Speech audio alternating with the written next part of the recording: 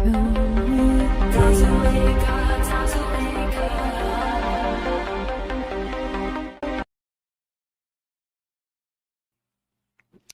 what's up everyone, and welcome to another episode of Ancient Oblivion, where today we're going to be making a correlation between Crayola crayons, the sun having used to have been yellow and is now white, and the apocalypse. What do these things have to do with each other? It has to do a lot with the color spectrum shift that our world is going through and always goes through. It's just that you haven't really noticed it, or many people haven't noticed it. Good to see everybody in the chat. High fives to everybody in the chat. You got 2 or 3 days left if you want to join my Patreon. I am going to be adding a couple of extra tiers on Patreon for different types of benefits and stuff like that. But right now, if you want to join the credits at the end of the show, your name will be on the credits. You can join my Patreon. There's a lot of extra videos and content. There's a live chat that's 24/7. It's always there. You can jump in and say what's up. And of course, my website as well, where you can purchase my merch and books and things like that. Let's see. Let me get a quick volume check. What's up, Doctor Who, Maniel, Samantha Hambright, Jacoby, Janelle, I'm in. Good to see you. Eric, NASA guys, Wendy, 1971, Myra Page, Aura, Mad Pax, Stephanie McGuire, Jeeps. Good to see you guys in the chat. And anybody else I may have missed. So today we're going to really dive into the color spectrum shift that happens in this world. Many people remember the sun used to be yellow. It's no longer yellow. It's white. That's a huge issue. That's a huge problem, and it's an omen of the apocalypse. It's actually whitish blue, if you pay attention. We've talked about that many different times, but let me just make sure my audio is good. Audio is good, I believe. All right, cool. So check this out. Did you know that in the 1950s, when Crayola crayons were being used, they only had 48 different colors? That's interesting. Why would they only have 48 different colors? Maybe they just, didn't have the money to create all the other wonderful colors that we have today. Well, if we fast forward in time to the 80s, they then came out with 72 different colors. And today, in 2025, Crayola crayons currently has at least 200 different colors. Why? Are we gaining more colors as time goes forward? And inversely, does that mean that if we go backwards in time, that there was less and less and less colors, different colors available to us? I believe that there was. And I believe that's exactly why we see the sun changing colors and the moon, if you're paying attention too. And I'm going to explain all of this to you. Our world goes through color spectrum shifts. It's actually constantly and always shifting colors because the luminaries are constantly shifting colors. And it happens slowly at first. So at first, people really don't notice. But the closer we get to the apocalypse, the faster these color changes are starting to happen, which is why many people remember yellow sun. All right, so let me explain this to everybody. And I'm going to try to provide some science behind all of this as well, but it has a lot to do. Our world and the color spectrum shift that we're going to is very similar to a sodium vapor lamp, just like the kind that you see right here, right? You may have seen these in your neighborhood where they're very orange in color and they make all of the light, everything that's around them, especially at nighttime, the same color. It's called monochrome, which literally means one color, right? In the beginning, everything is black. There is no color. In the beginning and at the end, everything is dark. That's how it always starts. That's how it always ends. And immediately after that, one color emerges in this world, one main color. And then we will shift into a whole spectrum of different colors as we move forward in time and get closer and closer to the apocalypse. So these are some examples of what are known as sodium vapor lamps. Essentially, they have metallic sodium on the inside of these lamps, and when that sodium ionizes, it reflects or it changes a certain color. Hey, I just got a super chat from Olivia Graham. Thank you so much. That was very kind and thoughtful. I appreciate it. So this is what the world looks like when it's one color, when it's monochrome. Now think about this. We don't have this right now, obviously, but there was a time, if you go farther back in time, whenever our world had one color to begin with. If you live in a world that only has one color, let's say it's this color, this orangey, golden, amber, yellow color, which will happen, and did happen. If you live in this world, you don't really see color because that's just light. That's just the only color that exists. So for you, everything exists in a type of black and white, essentially. You see in shades of that color, which you might as well be seeing things in black and white. You might as well be colorblind in a world that's similar to this one. Let me show you some more examples of these sodium vapor lamps. Notice how it's just monochrome everywhere. It's all over the place, right? Just that yellow, orange, golden type of a hue. Sometimes a bit reddish, and I'll explain these colors as we go. Sodium vapor lamps actually change colors. Now, what does the sodium vapor lamp have to do with our world? Sodium is basically salt, okay? It's a fancy word for salt, and we have a lot. We have a lot of salt, especially in the oceans, which cover over 75% of our world. Now, the oceans were not always here. They were introduced. And the oceans that are here now are becoming toxic and changing to green and red in some places, which is also a biblical prophecy. Those oceans, because they're becoming toxic, will be removed by Mother Nature through this event that I talk about called the plasma apocalypse. The oceans will be no more pretty soon in the world to come. There'll still be large bodies of water, a lot of freshwater large bodies and stuff, but that sodium that's contained within the world's oceans will be pulled up out off of this world during a worldwide atmospheric depressurization event, when essentially the sky opens up and our atmosphere depressurizes. When our atmosphere depressurizes on a large scale, all that pressure that's held up in our atmosphere will burst out of the roof of our world. It will be released, and when that happens, there is an increase in buoyancy the world across on the surface. Things will start to begin to float. Anything that's not tied down will float. The world's oceans will start to rise. Waves will rise and rise and rise, and they won't crash. They won't fall. And they'll go all the way up into the heavens. They'll float above your head. And gigantic filaments of electricity, the thunderbolts of the gods, will come down from the plasmasphere, as academics refers to it as, that's wrapped around our entire world. All that plasma will come down, and those strong electrical charges will rush through all of that ocean water. And it creates a process known as electrolysis, which means you run electricity, you run an electrical current through something like water, and it will separate the different chemical elements that are in that water. So it will take out the sodium and other things as well. And it has the ability to ionize that sodium. Now, we're going to cover a lot of different things, but just keep in mind that our world is going to have a lot of vapor. Whenever you have rapid atmospheric depressurization, it instantly creates a fog. It instantly creates a mist. Like if you're high up on an airplane and then suddenly the airplane depressurizes, a fog or a cloud will roll through the airplane cabin. It's the same exact concept, but on a worldwide scale. Okay, that's why there's always fog during the apocalypse. Here's some more examples of these sodium vapor lamps. Now notice the orange color. This is during a particular process. This is not what they look like when they are first kicked on. When you first switch these bad boys on, they don't just light up orange. They go through a color spectrum.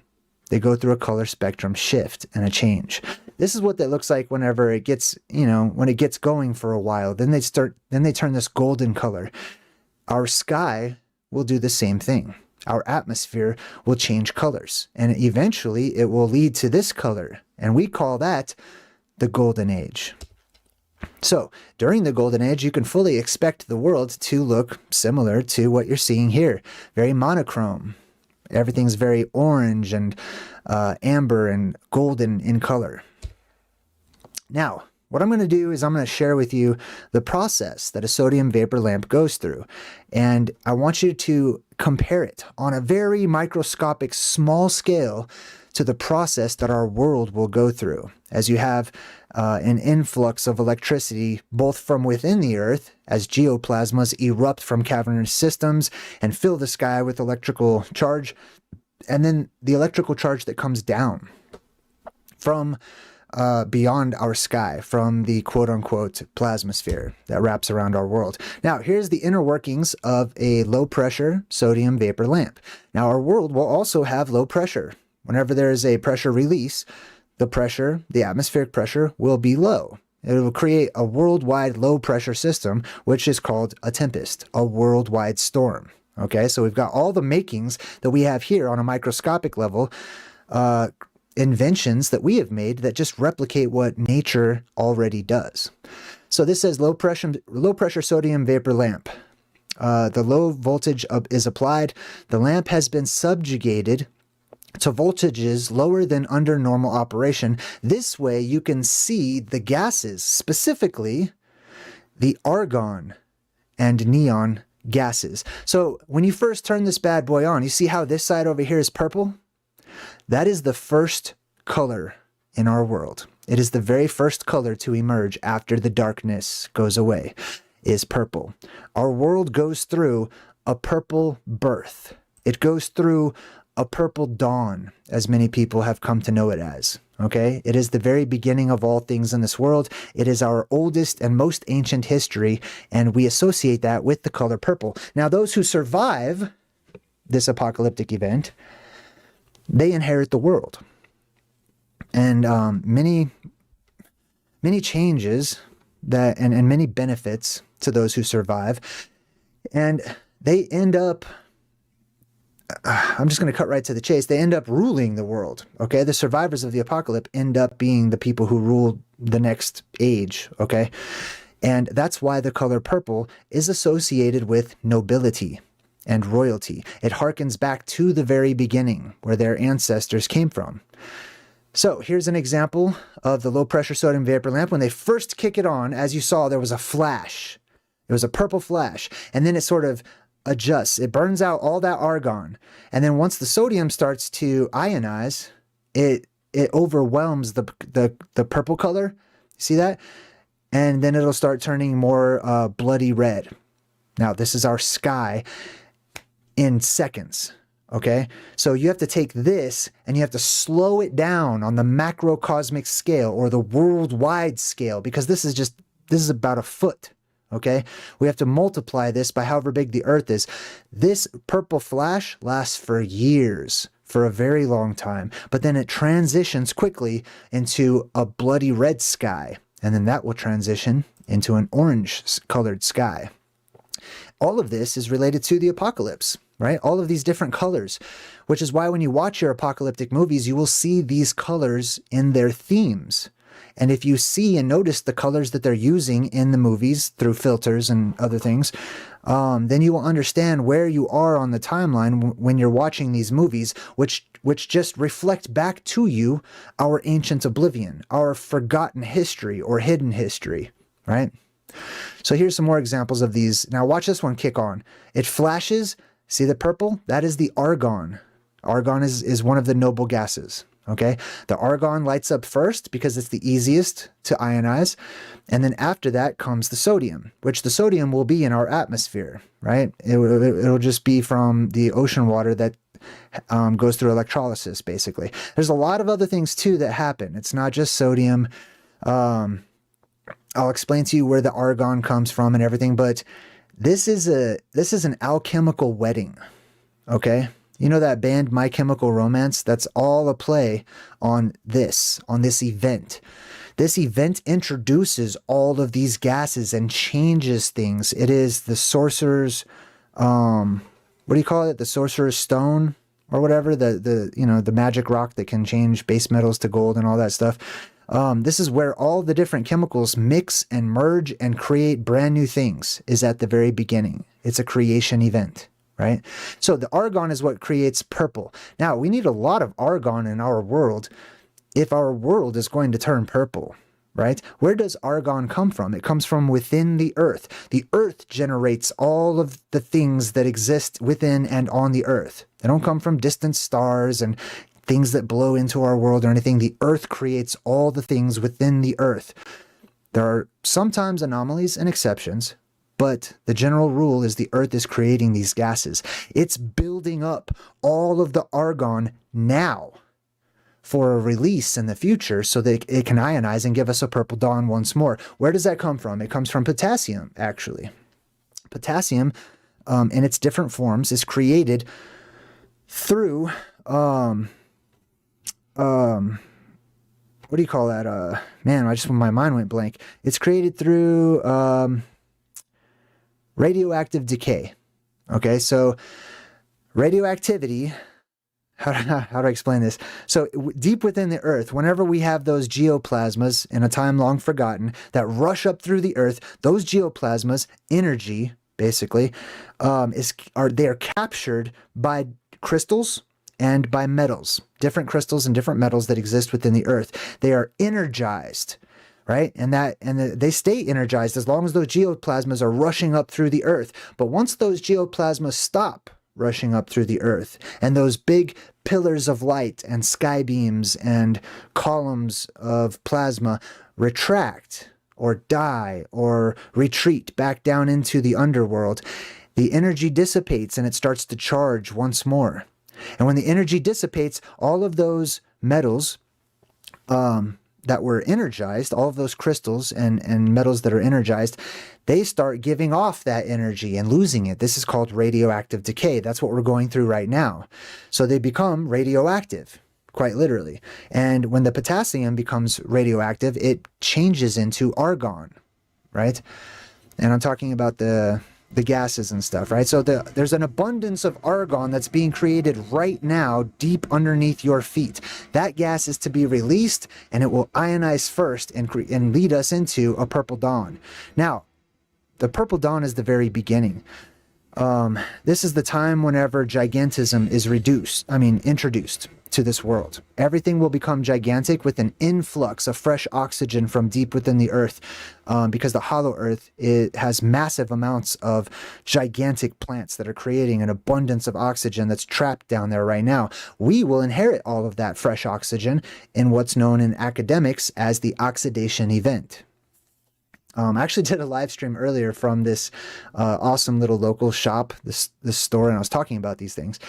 And that's what inspired me to make this particular video, actually. So our world will look much like Pandora from Avatar. This is actually the truth in the movies being shared back with you. You're being reminded, which is why you like it so much, which is why people are so attracted to these stories, because they're not fictional, they're not fake, they're not lies, they're not just blind entertainment, something to keep you occupied until you have to go do something else. You're being taught. You're being reminded of the way the world once was. Now, whenever we have this argon flash, this purple dawn, excuse me, the light, the colors, and the light, everything will reflect the purple color, right? It's much like a black light, okay? So you have to imagine all the different things in our world that have a fluorescent type of a light to them, or pigmentation, I should say, to them. They will glow under this argon purple dawn color.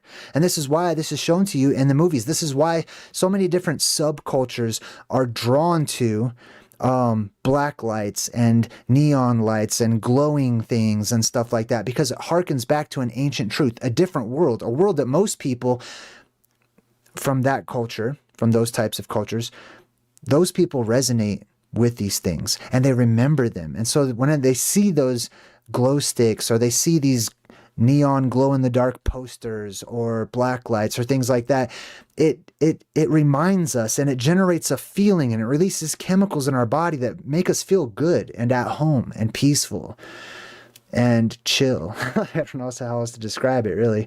But it harkens back to an ancient time. This right here is just a modern it looks like a mini golf course, I think, and they've just painted everything fluorescent and then they turned on the black lights. The purple dawn is very similar to this. In addition to that, plants will flower and bloom in a completely different way under a completely different light source. So our world, all of the plants that we're used to seeing, they'll start flowering in different ways that we've never even seen before, that we're not used to. And those types of flowers will also look different under this black light. They'll start to glow. The world will look bioluminescent all over the place, and it'll be dark in the beginning. So, like, notice, see her white scarf? It's blue, right, underneath the black light. So the colors that we're used to seeing change when the light source changes, right? So the only reason why we have different colors is because of the source of light that's hitting the pigmentation. The pigmentation keeps some of that and then reflects some back, and we see that color, the color that it doesn't want. Does that make sense?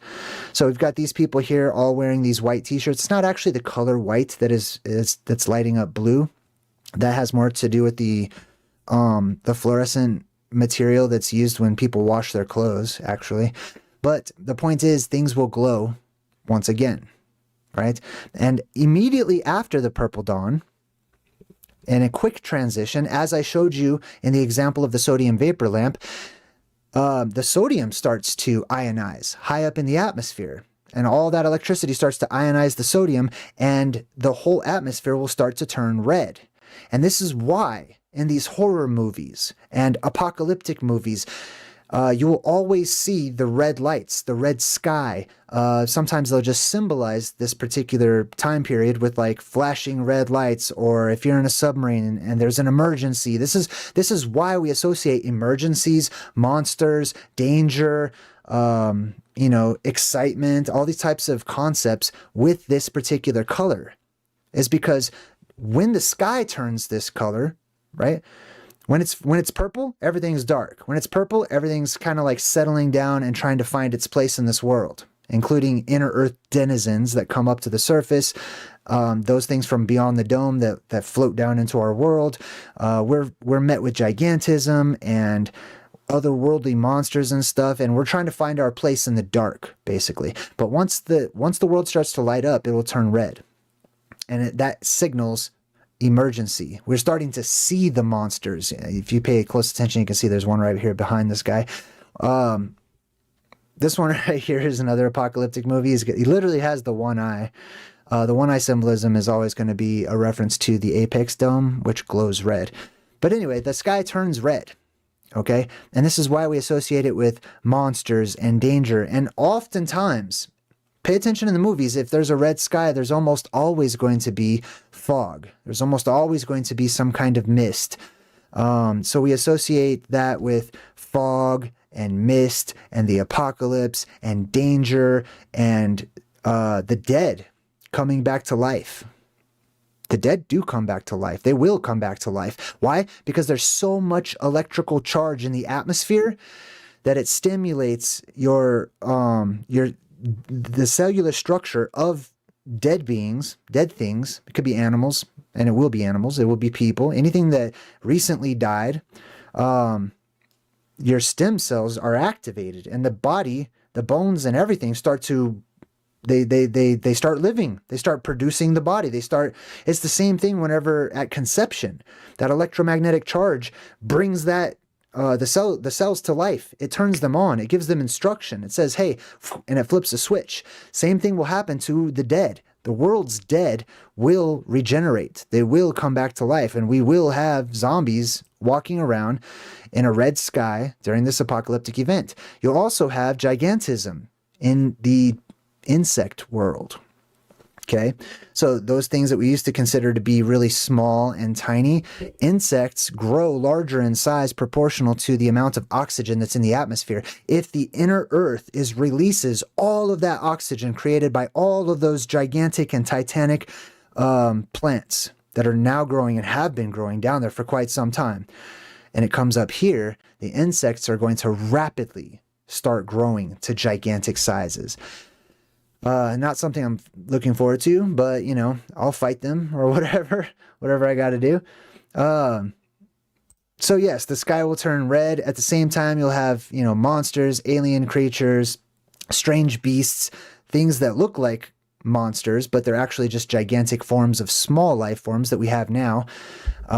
We still have a remnant of that, like lions, obviously, are gigantic cats, bears, you know, large animals that we typically see in zoos and stuff. But then we also have otherworldly creatures that have gone extinct, things that don't really survive up here or survive that shift. You know what I mean? A lot of these creatures will just go extinct. Ultimately, there really is no such thing as being extinct. Okay, it's just that we just don't see them around anymore, but they're still there. They're inside the earth, or they will drop down from above. But this is why you see things like Stranger Things, you know, with the electricity running through the sky, the red lightning, all of the red spectrum that we see is the sky, the actual atmosphere changing colors. And with the introduction of these new colors, the color spectrum will start to grow. Okay, so at first you'll have monochrome, but whenever it starts to add a little bit more color, then more colors will start to show up, right? So here you can see in this cartoon, this is an old cartoon called Wizards, this movie. See how there's like fog and there's mist and stuff? They go hand in hand. Monsters, fog, horror themes, scary stuff. And that all depends on your perspective. You know, to one person, this might sound horrible or a horror story. To another person, it might be beautiful. It might be an awakening. It might be a time of magic and a return to, you know, things the way that they once were and the way that they should be. But this is when you'll see gigantism. This is when you'll see the monsters reappearing in our world. The whole Star Wars thing, I just included this because of the fog, really, for the most part. But the Jedi are basically wizards, okay? So there's an amplification of energy in the atmosphere. And when that happens, it amplifies your very spirit. It amplifies and strengthens your chakras.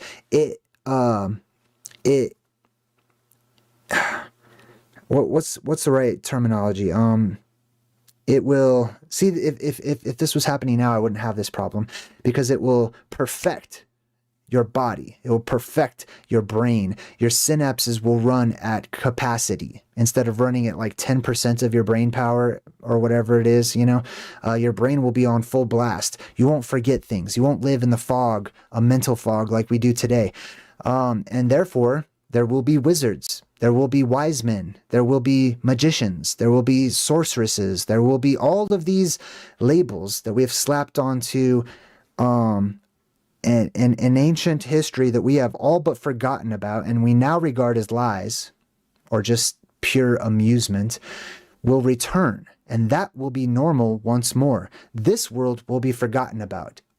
To be without magic, to be without power, to not be able to have telepathic abilities and stuff, this is what the Jedi embodies, and the Sith. I mean, that guy's both, but you know what I'm saying? The zombies, like I said, right? The dead coming back to life. Jason Voorhees from Friday the 13th literally was brought back to life by electricity. If you watched Friday the 13th, right? In one of the movies, okay? He's brought back to life in different ways, but if lightning strikes that dude, he's coming back to life.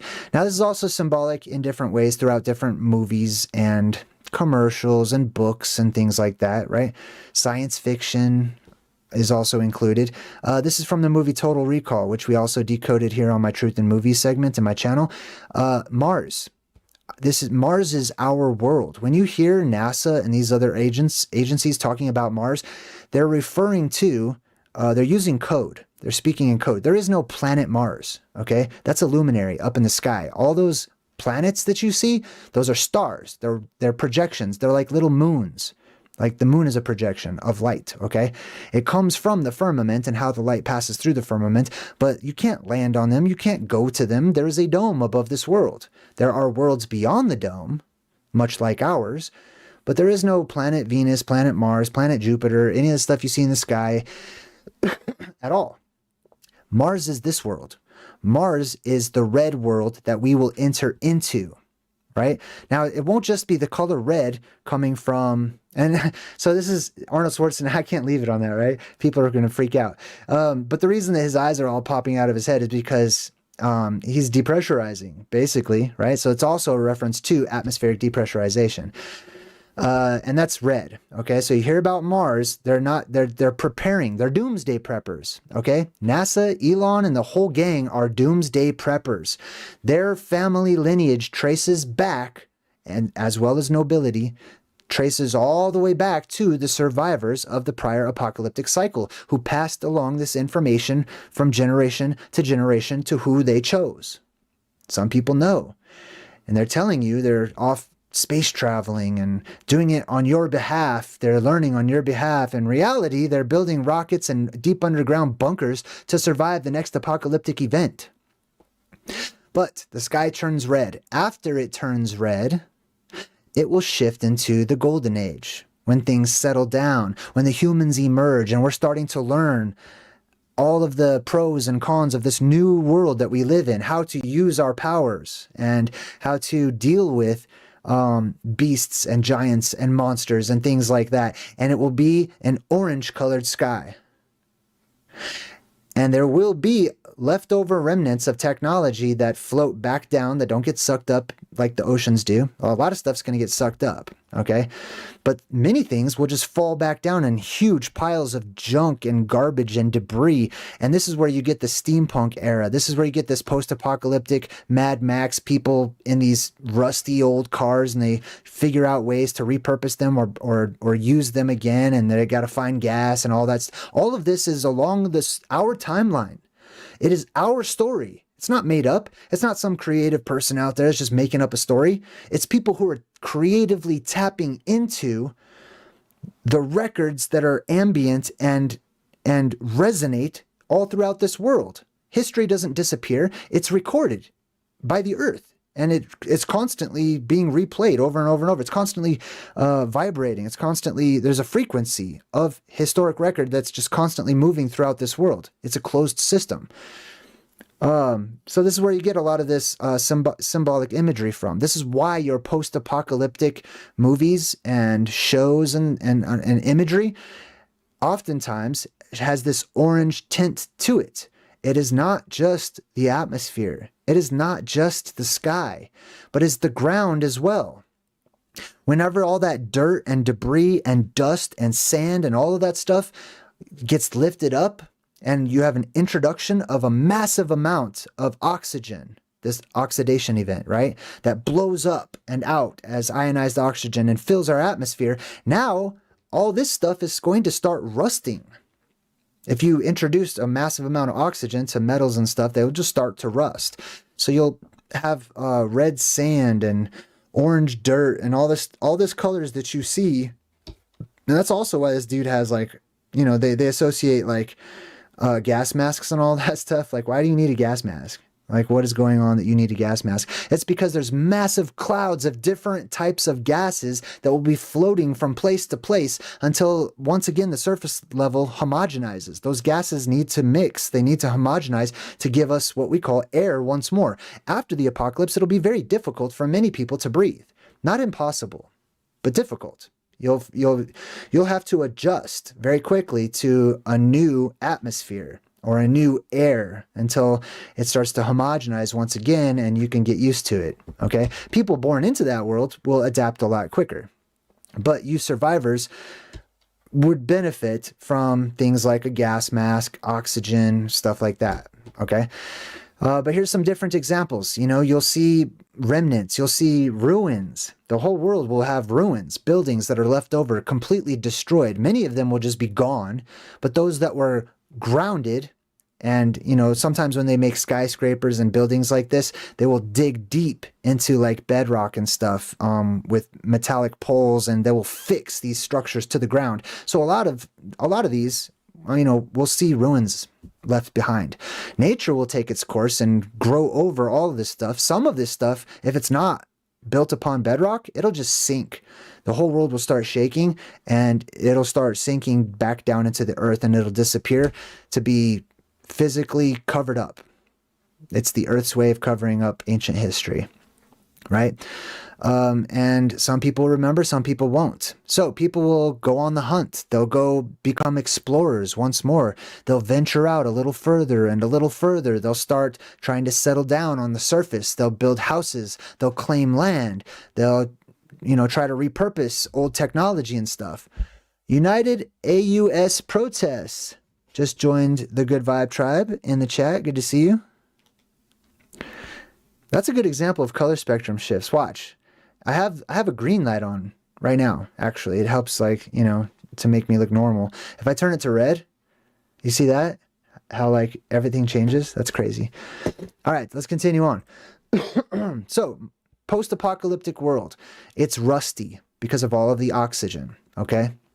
For the most part. It's also an orange-colored sky because of the ionized sodium that's up there in the atmosphere. Now, you don't want to breathe ionized sodium. That would be poisonous and you would die. But thankfully, the different gases layer out in such a way that the ones that we can breathe will be lower and closer to the surface.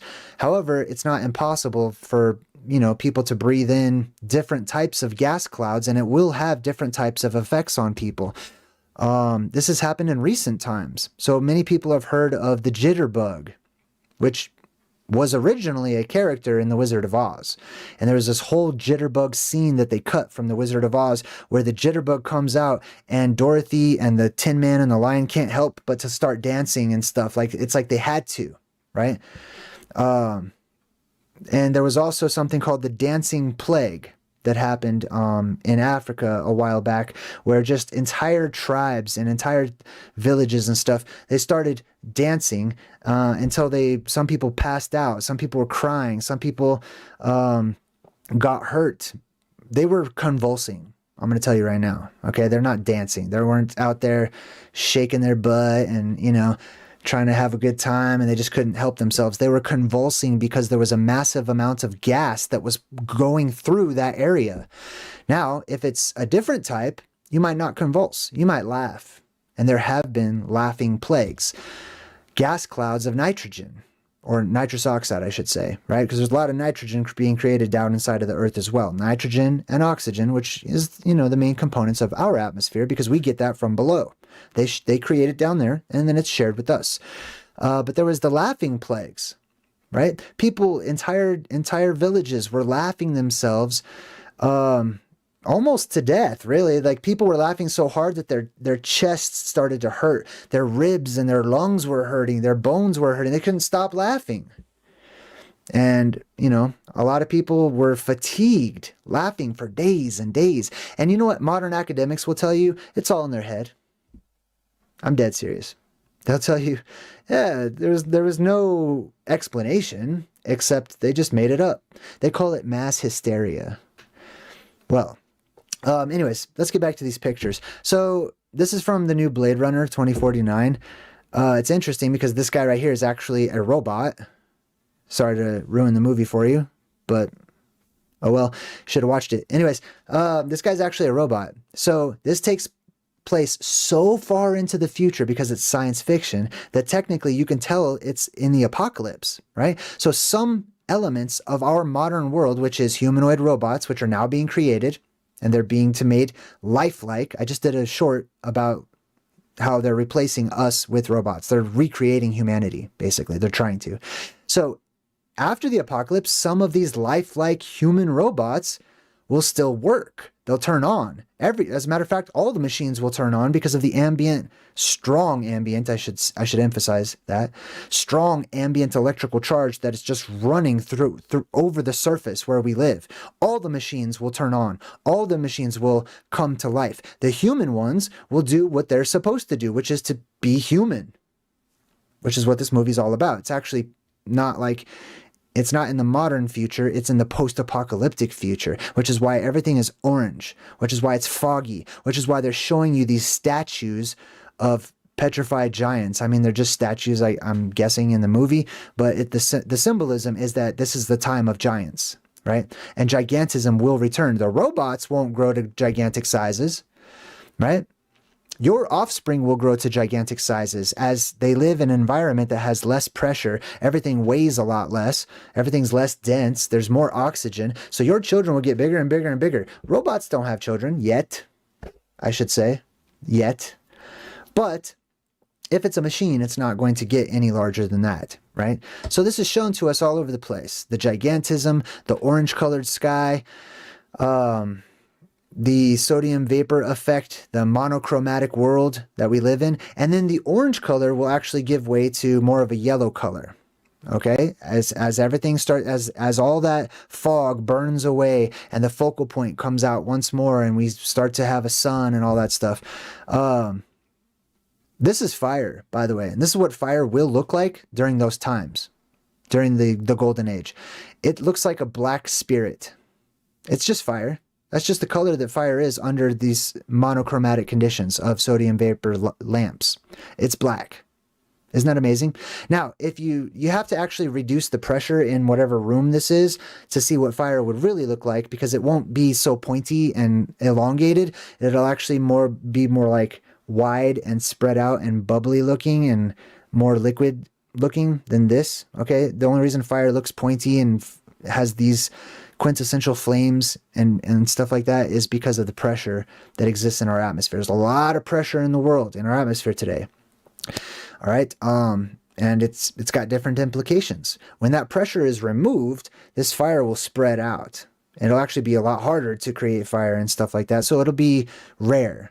But when people see this dark, shadowy creature, and it comes near them and touches them, and they realize, it freaking just burned me or hurt me or whatever, then they'll see that as a demonic entity. It'll be bad. You know what I mean? To those who don't know, I should say. Now, here's some examples of what different colors look like under different light sources.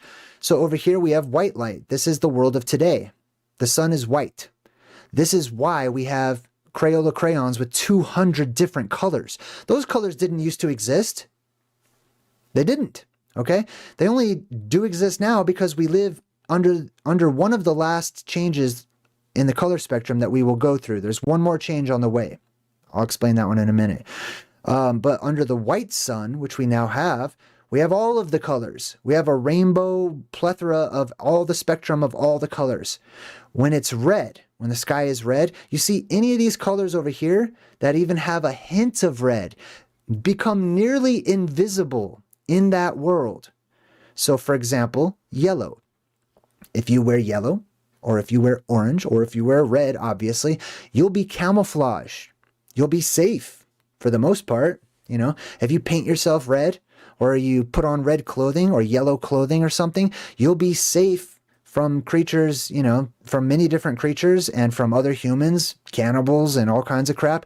This is why people will wear different colors as protection, actually, right? And you can see the greens, the blues, even a little bit into the purple spectrum, they're black. This is a black and white world. It's not really white, but it's black and red. It might as well be black and white if that's all you know. It's light and dark, right? It's a light and dark experience. Here's green, here's blue. Look at this woman's fingernails, right? Under a white light, you can see, oh, she's got pretty red fingernails. Under the red light, you can't even see her fingernails. They blend in with the background, right? So for example, if you are a 21 Pilots fan, now I've just shared with you the reason why the Banditos, I could talk about this band all day long. Oh my God. That's why they wear yellow, if you happen to be wondering, okay? It's fun. I think to myself, like the average age of people who watch my channel is like 35 to 40 or something. So not a lot of you guys probably even know who 21 Pilots are, but there's a whole story, okay? They talk about the plasma apocalypse throughout every single one of their songs. Anyways, here is the color blue under a red light. As you can see, it's black. It stands out. This is not a color that you would want to have. This is not a color that animals are going to want to change into because they will become prey immediately if they're not like at the top of the food chain. You know what I mean?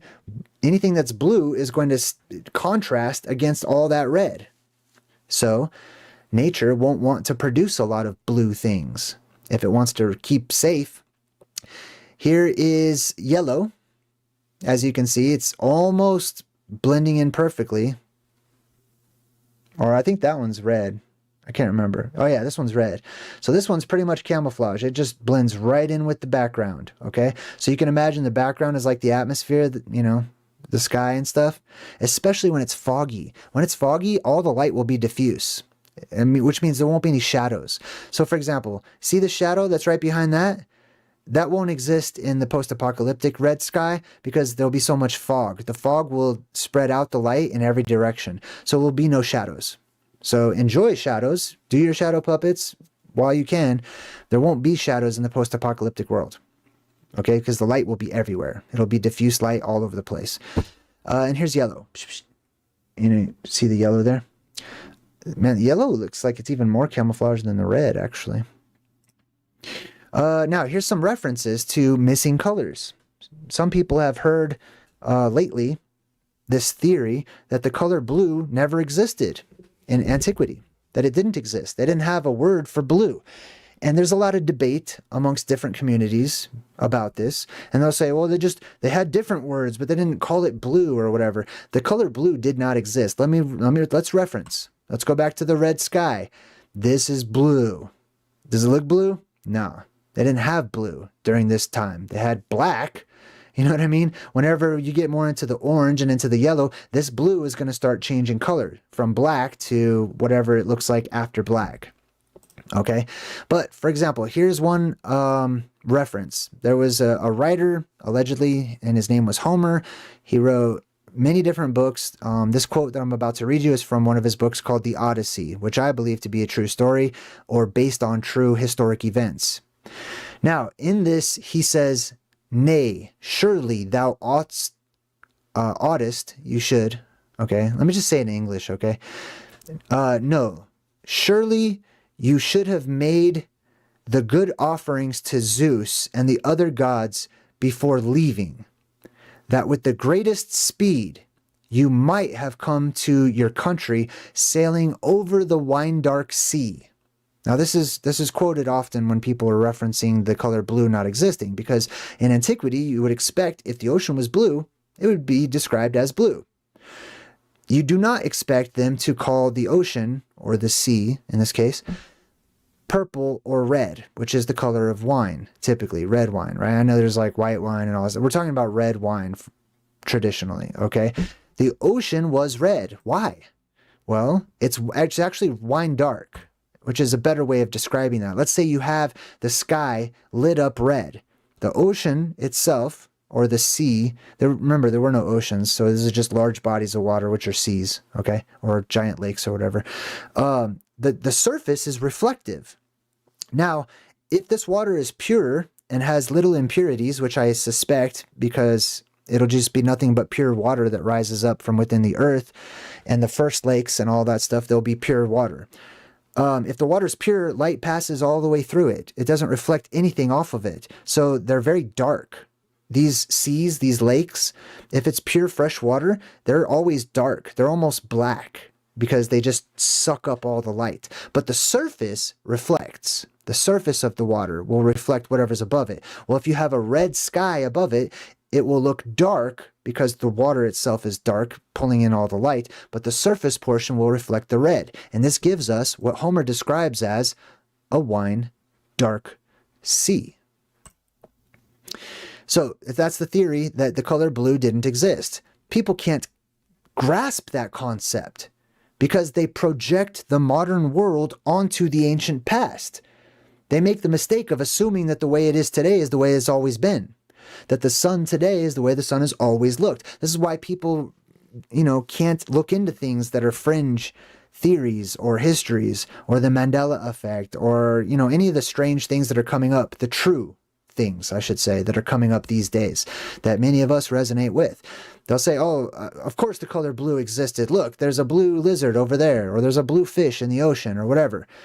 And they just refuse to see it because they're projecting everything they're used to in the modern world onto the past. And that's where they go wrong. That's why they don't understand the origin of so many things and the reason that things were so strange during times like the Dark Ages and further back. Shout out to Y-Files if he's watching right now. This is his thumbnail. Ancient people didn't see blue. Now, I don't know what his I haven't watched his video, so I don't know what his take on that is, but they didn't see blue because there was no blue. It's not that they couldn't see it. It's not that, like some of these people will try to say, because they didn't have a word for it, that it tricked their brain and they just couldn't actually differentiate. They couldn't see the color blue. I don't believe that at all. I believe we go through a color spectrum shift as shown to you now by these different types of lights. These different types of lights have different, excuse me, I think I'm getting a cold. Different heat levels, right? So the cooler light, actually being not as hot, will be a warmer color, or an orange color, or a red color if it's even cooler than that. It'll be more diffuse as well, or can be more diffuse as well. But when you increase the temperature, now pretend this is the sun. When you increase the temperature of that light source, it goes from orange to yellow to white. This is where we are here. See how it's slightly blue? Here is what I told you I would explain to you. There's one more color spectrum shift to come. One more that's on the way. Right now, we have white light. But there's a little bit of blue in there. Take a picture. Go outside with your smartphone at midday. Look up at the sun with your camera. Take a picture. There'll be oftentimes a blue halo around the white sun. That's so abnormal, I can't even stress that enough. It's turning into the blue Kachina. The blue Kachina is the last phase that our sun will go through. It will turn into the Aztec Huitzilopochtli, the sun god that brings on the destruction of the earth. Okay, it will be Phaethon from antiquity, who takes his father's sun chariot and it scorches the earth. The sun will start lighting things on fire. It will get so hot. And when it gets so hot, it will change to a blue color. They will happen at the same time. They correspond to one another, right? And when the blue sun appears, when our sun starts to turn blue, it'll start burning things on fire. Now, if you think about this with the Lahaina and people painting their roofs blue and all the blue stuff for some reason didn't catch fire, if it has anything to do with the sun, remember, blue will reflect back all of that heat, okay? Because it's reflecting back the color blue. That's just one of the theories that I have. But welcome to the last of the color spectrum shifts, okay? Before we get into the blue, which is the final one, we have white. White exposes all of the colors. This is picturesque. This is beautiful. This is one of the things that I enjoy about the world that we currently live in. I don't necessarily look forward to a monochrome world. You will all have memories of this, but your memories will be messed with over time and it'll become foggy. It'll be difficult to try to explain different colors to children in a world where they grew up with only knowing one color or two colors or a couple colors or whatever, right? Trying to explain 4K, high definition, rainbows and all this stuff will be very difficult in the world to come, okay? Now, you might still see colors because you know what colors certain things are supposed to be, right? Even if the whole world turns red or purple or whatever the color may be, your brain, that having grew up in this whole world, has the ability to make you still see those colors, if you know what I mean. But the people that go into that world, they'll have no idea what blue is. You'll have to explain these different colors and how the world was just full of these different colors. Now, this is also shown to you in the movies. Okay, they show this to you. They reveal this secret, this hidden history to you in all those different movies that start off in black and white. And then the main character has some kind of revelation and he starts to grow, or she starts to grow. And then here and there, they'll see little flashes of color, little streaks of red, which is the first color to, or a purple, right? And then after that, the first major color to appear for a long time is red. And you'll see this reflected to you in the movies. All right, the black and white world that slowly starts to gain color. I can't think of all the different ones right now. I think the Majestic, what was it called? The Seeker, or something like that. The one where the kid's like he retains all the secret history of the world or whatever. I forget. There's all kinds of movies like that. Okay, The Wizard of Oz is a clear example of that. Starts off in black and white. And then there's this shift, and then there's all these colors that are starting to be introduced, right? This is the secret to those movies. I'm telling you and I'm sharing you something that is profound and forgotten. And I'm bringing it I'm literally bringing it to light for you. So enjoy this while it lasts, but the rainbow is the final omen as far as colors go, besides blue. Okay, blue is next, and it will paint everything blue as well. But rainbows are the final is a huge omen that we're entering into an apocalyptic state in this world. Especially when you don't see rainbows. You just see rainbow colors all over the place, right? Weird skies that are now turning rainbow in color in different places, in places they never used to have this. This is an atmospheric effect, a lighting effect as well, that you only used to be able to see if you lived in the Arctic Circle. But people well below the Arctic Circle are starting to see these strange rainbow, vivid, you know, synthwave looking weird futuristic skies. Like we live on another planet or something, right? These are the omens of the apocalypse. Hold on, let me fix this so I can scooch that one down a little bit. Hold on. There we go. There we go. You can kind of see it there. Anyways, all these weird colors up there in the sky, this was unheard of decades ago. Okay, this would not happen. And this is a combination of different things in our world, like these strange clouds. All of these things are appearing. This is becoming what they call a new normal in our world. Look at that. That's otherworldly right there. That is strange, I'm telling you. That's an omen of the apocalypse. Dang it. I don't know how people can see stuff like this and not go, oh snap, I better get ready. Something is changing. The earth is quickly and rapidly changing. So, the last colors that you will see before blue takes its claim, right? There was a time when there wasn't a blue. Well, there will be a time when there will only be blue. A short time. It doesn't last too long, okay? Like the red sky, the purple, all that stuff, that lasts way longer than the blue sky will. The blue sky lasts for a very, very short period of time, and the sun will basically set the world on fire, especially the northern hemisphere. But as far as colors go, this is the end. This is the last days when you get to enjoy all of these beautiful, amazing, different colors before they disappear, before everything goes black, before it gets dark once again, and the whole cycle starts over. I'm JayDreamerZ. Thanks for watching my channel. Check out my website and my Patreon. Until then, and until next time, I'm JayDreamerZ saying good vibes and good.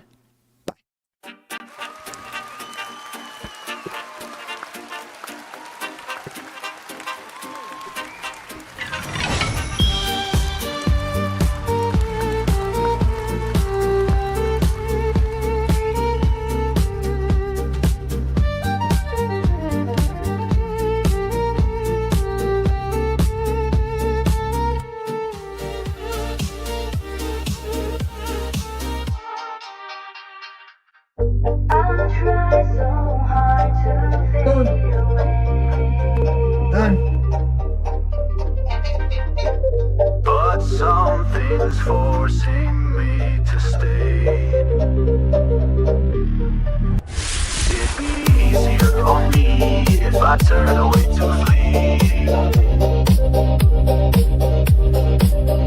But there's something holding on in the way of being long gone. There's so many ways to escape, but I guess it's time to wake up, time to wake up. Find so many ways to escape, but I guess it's time to wake up, time to wake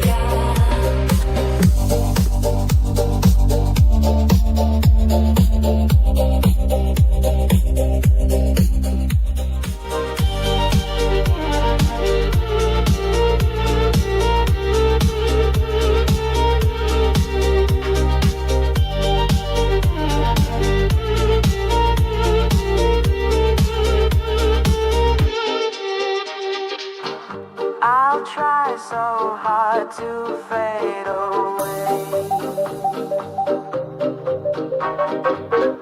but something's forcing me to stay. It'd be easier here for me if I turn away to flee. Oh. But there's something holding on in the way of being long gone. There's so many ways to escape, but I guess it's time to wake up, time to wake up. Far too many ways to escape, but I guess it's time to wake up, time to wake up. Time to wake up, time to wake up.